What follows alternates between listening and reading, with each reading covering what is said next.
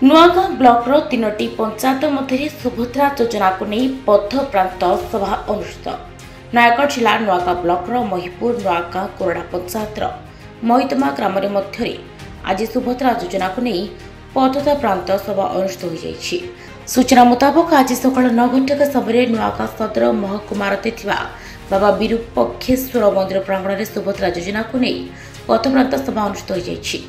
आज सभारे नुआगाँ block CDPO सुभाकेशी मंडली सजलता कौर सुब्रत साहू जीपीडीओ लाल बहादुर रंजित सौम्य सत्यजित मिश्र ममता सामुद्राय Manjushree पंटा Savita Mallik Bhavani Prasad Sahu Mansi Sahu Subhadra हिताधिकारी MBK CRP उपस्थित सभाटी अनुष्ठित होता। सुभद्रा सहायक राजेश कुमार विश्वाल सर्विस योजना उपस्थित रही।